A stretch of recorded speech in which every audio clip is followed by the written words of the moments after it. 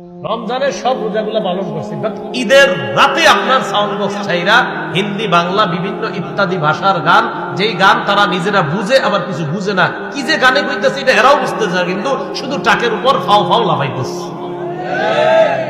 তাহলে আপনি এই যে পথভ্রষ্টতা গ্রহণ করে নিলেন।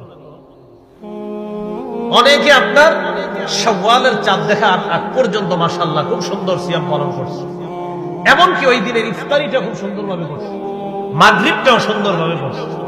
মাগরিবের পরে জানতে পারলো আগামীকাল আমাদের দেশে একটু পরে আপনার ওই রাস্তার চিপা চুপায় কোনায় কানায় শুরু হয়ে গেছে আপনার সাউন্ড বক্সে জোরে জোরে গান বাজানো। তা আপনি পুরা রমজান কি গ্রহণ করলেন, আর রমজান শেষ হওয়ার পর আপনি কি করলেন? এটা বলেন শয়তানকে, বলেন সবাই শয়তানকে শত্রু হিসাবে গ্রহণ করা। রমজানে কি ও বাহিরে ছিল না শিকলে ছিল?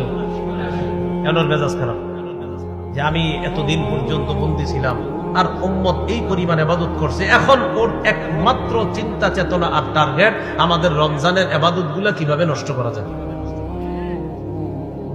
সূরা ফাতিরের 6 নম্বর আয়াতে আল্লাহ বলেন, ইন্নাশ শাইতানা লাকুম আদুউন ফাত্তাখিযুহু আদুওয়া ইন্নামা ইয়াদউ হিজবাহু লিয়াকুনু মিন আসহাবিস সাঈর।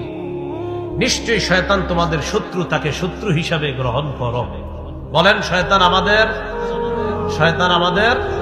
শত্রু। ও কিন্তু আমাদেরকে এখন দেখতেছে, জানেন? শয়তান আমাদেরকে এখন দেখতেছে, আমাদের এই কথাবার্তা সব শুনতেছে আর মেজাজ খারাপ করতেছে আর বলতেছে আপনি কি আর কোনো বিষয় পান না খুঁজে? এটা শয়তানের টেনশন।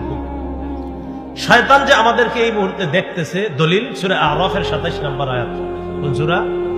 সূরা আরাফের 27 নম্বর আয়াত। আল্লাহ বলেন, ইয়া বানি আদম লা ইয়াফতিনান্নাকুমুশ শাইতানু কামা আখরাজা আবাওয়াইকুম মিনাল জান্নাহ ইয়ানজিউ আনহুমা লিবাসাহুমা লিউরিয়াহুমা সাওআতিহিমা ইন্নাহু ইয়ারাকুম হুয়া ওয়া কাবিলুহু মিন হাইসু লা তারাউনাহুম।